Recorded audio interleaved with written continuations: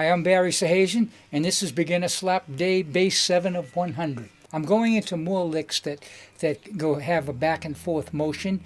I feel as though if you can get that down up front, you can do a lot of other things as I've explained in the other videos. To do some very syncopated lines, you can't entirely rely on just the back and forth, as you've probably already figured out, because syncopation requires rests and different note values and other articulations all combined. Number one, right now.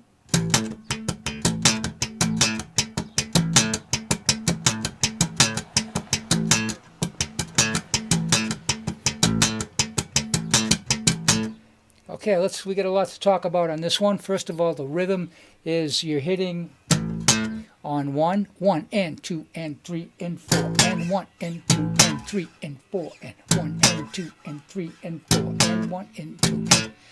That's simple enough. Now let's look at some of the other points of this line. One thing I'd like to point out that I haven't really touched on yet is harmonics. Harmonics can wreak hell with your bass playing, as you've probably already figured out. The best way, in my opinion, is to have adequate muting with your left hand, and that takes some additional skill and technique. The way I would do it on this line would be I'd kind of use my finger to mute my index all the way across the strings while I'm playing that line.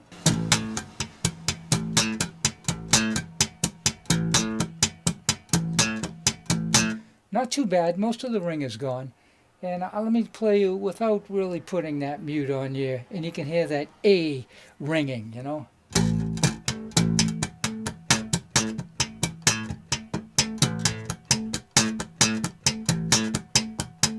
Even on the dead note.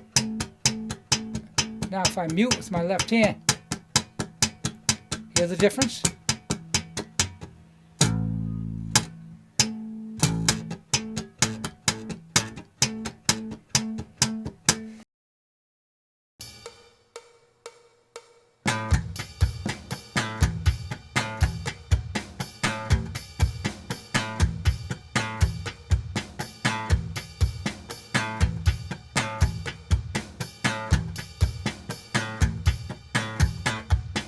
Okay, on this example, it's identical to the example previously, with the one exception that you start the line with a pop. This is a different sound, and it's very important because within your lines, you want to play a pop on the downbeat for a sound variation, you know?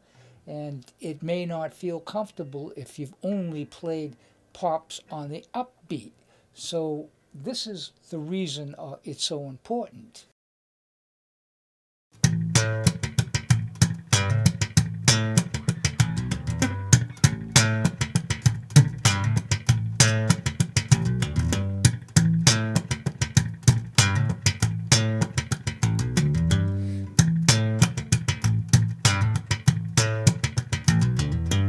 So we have a long slap and a long pop. Then we have 4 dead notes, 3 and 4 and. Now, about that ringing of the harmonic, the way to avoid that is to use pretty much all 4 of your fingers and try to stretch them out over 4 frets, because you want to avoid that note, that harmonic note. So it would be, that would be the first of 4 bars.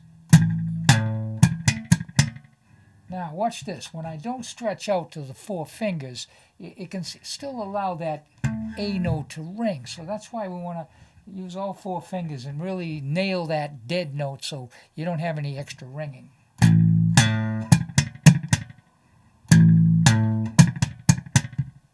Instead of, you can hear that if you just, span only 3 frets. That's just precautionary. Maybe you can find your own way of muting it and to eliminate that sound, but I like it clean. So we have, that's the first measure of the first 2 of 4 bar phrase. So if we take that first measure and repeat it over and over by itself, it sounds a little like this.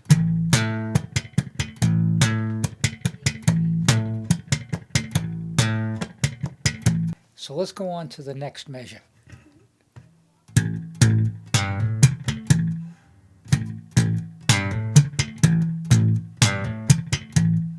So that would be 2 short slaps, and then a hammer on, and then a dead note slap and a dead note pop.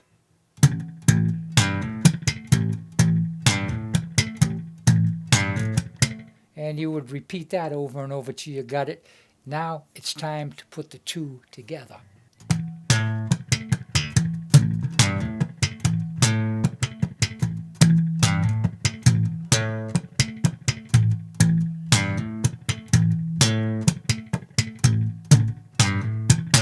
So on measure 3 and 4, which technically is the second 2-bar phrase of the whole 4-bar phrase, measure 1 and measure 3 are the same.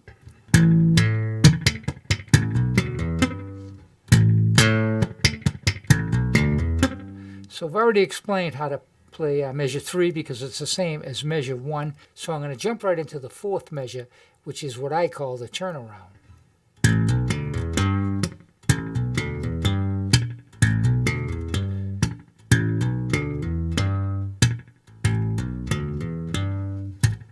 It's all slaps with the thumb, the whole thing.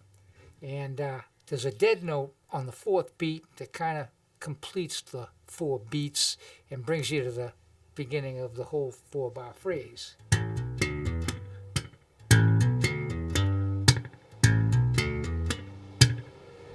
So I'm going to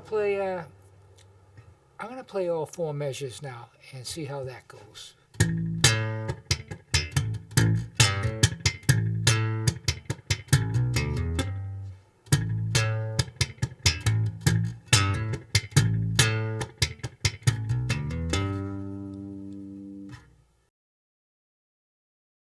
I'd like to cover that line I played in the introduction, so let me refresh it for you, and then I'll explain what I did.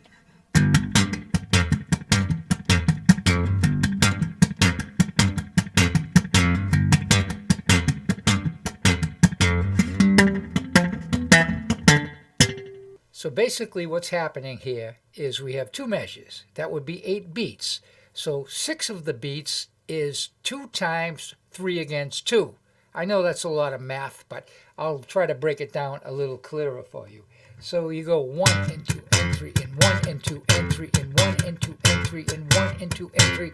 So you see there's 2 pops in the span of 3 beats. And so you have 2 of them together gives 6 beats. And now you have on the front end of the 2 measures is 2 1/8 notes, which is a beat.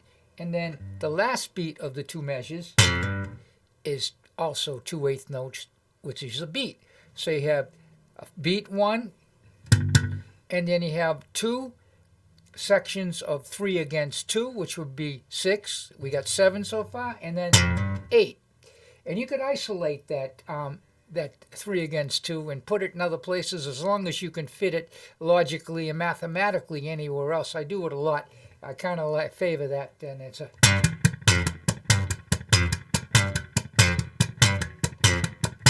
Now, if you did that in 4/4, you'd have to make adjustments like I did to fill out the measure, because you can't do that evenly, 2 against 3, because it equals 6.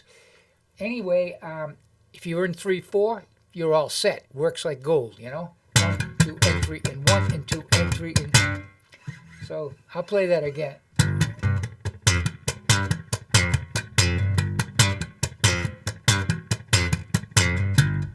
And then I continued on playing a descending line on a Mixolydian scale, you know, 1, 7, 6, 5.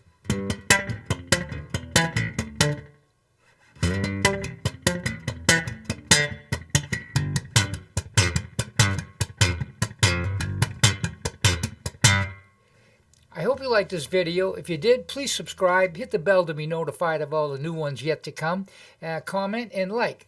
Also, I'd like to remind you, you can download the notes and tabs and play-alongs on my Patreon page, which will be on the video description below.